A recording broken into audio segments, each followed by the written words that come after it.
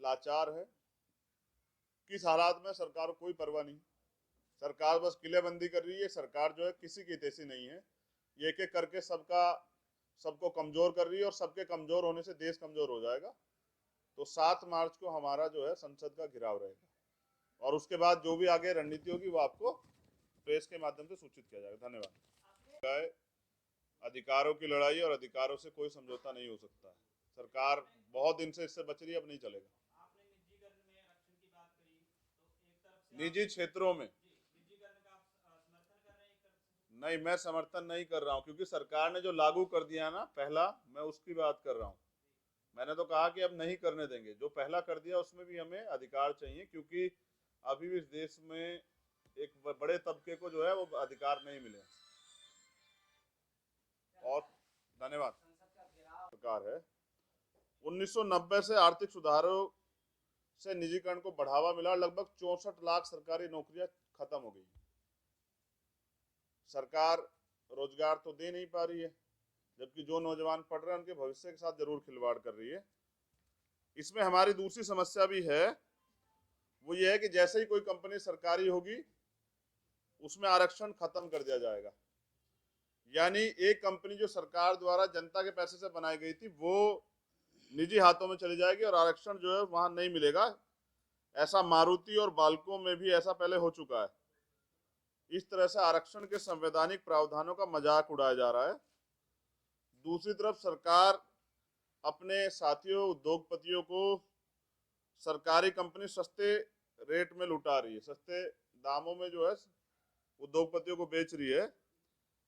यह हर लिहाज से गलत है, सरकारी कर्मचारियों के लिए भी, इस देश के वंचित समाज के लिए भी, इस देश के युवाओं के लिए भी और देश के गरीबों के लिए भी, क्योंकि सरकारी जो उपक्रम है उनमें गरीबों को थोड़ी सी सहायता मिलती है।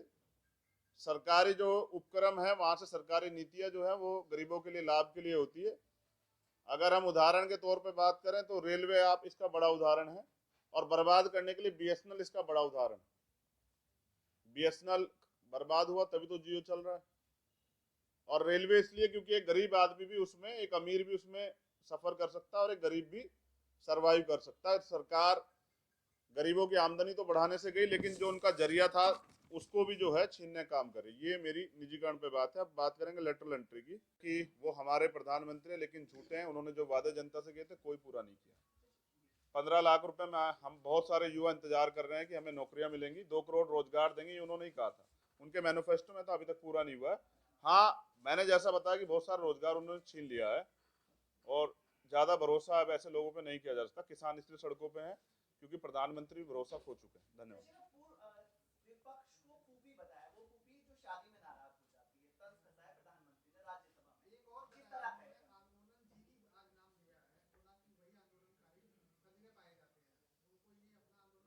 कुछ लोग ऐसे हैं जो देश में जब भी अन्याय होता है वो लड़ते हैं, सरकार उनका सामना नहीं कर सकती, तमाम तरह के नाम रखती है। मुझे प्रधानमंत्री से कोई आपत्ति नहीं, मैं जानता हूं कि वो आरएसएस की कठपुतली हैं और वो अपने मन से कुछ नहीं कर सकते।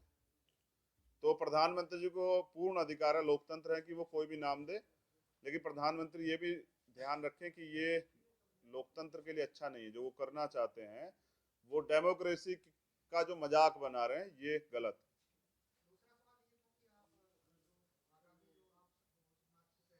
जी,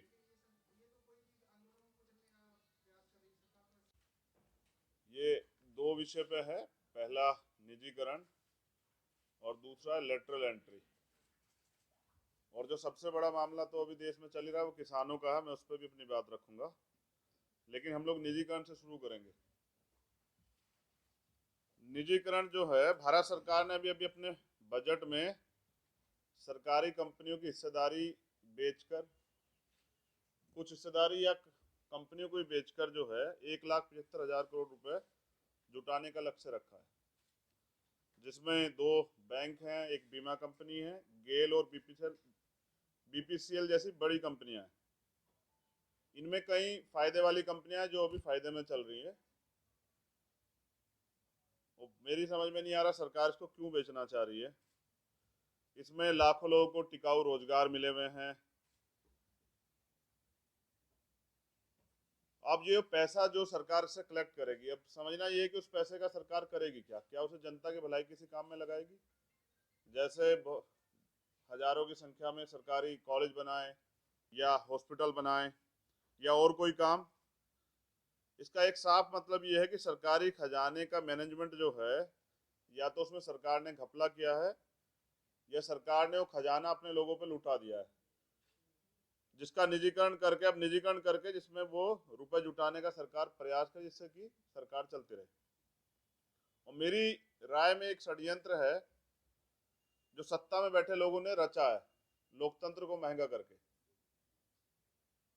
अब चुनाव लड़ने के लिए करोड़ों रुपए की जरूरत है, और वो करोड़ों रुपए जैसे भी किसी स्टेट में चुनाव होता है, सेंटर में होता है, सरकार उन्हें जुटाती है। अब भारतीय जनता पार्टी का आप देखोगे कि बड़े बड़े कार्यालय बने हैं अभी, और हर चुनाव में इनके विपक्ष का एक आधा हेलीकॉप्टर होता है, इनके सैकड़ों हेलीकॉप्टर होते हैं। तो देश तो इकोनॉमिक क्राइसिस में जा रहा है, लेकिन भारतीय जनता पार्टी इतना पैसा कहाँ से जुटा रही है?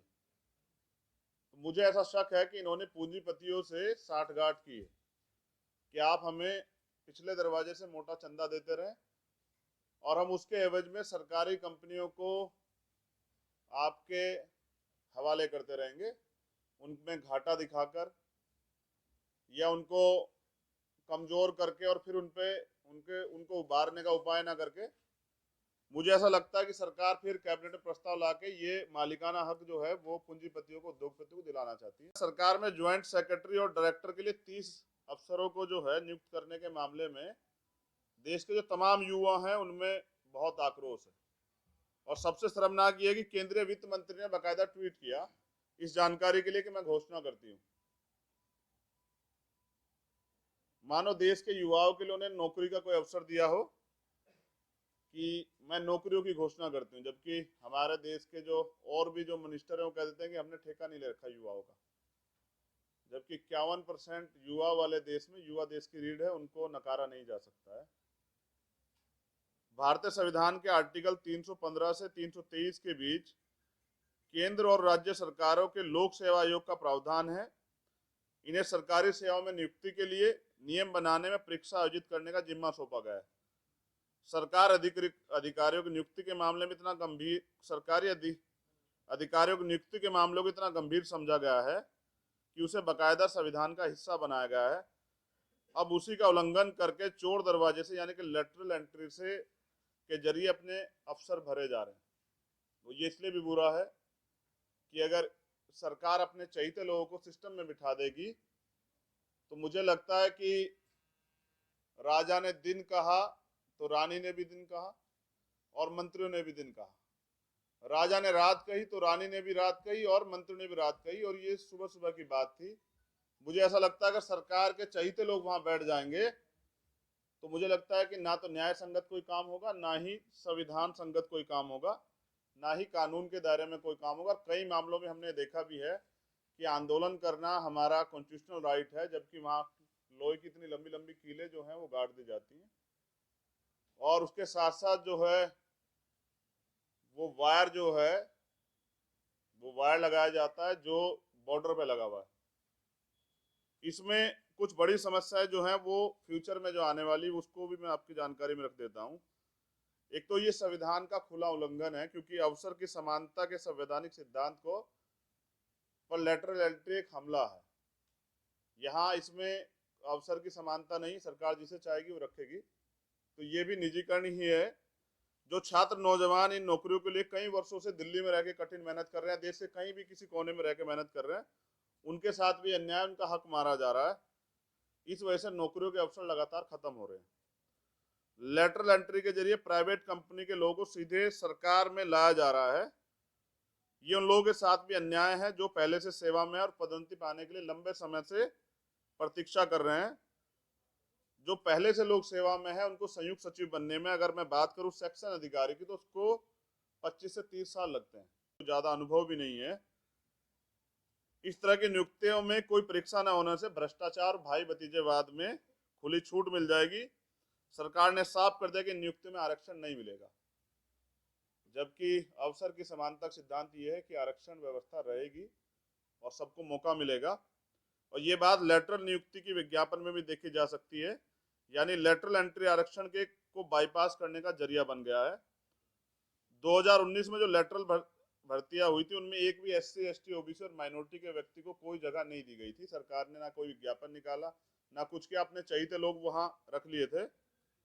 इससे सरकार के इरादे साफ है कि हमारी सरकार से, इससे सरकार का साफ हो कि वो आरक्षण खत्म करना चाहती।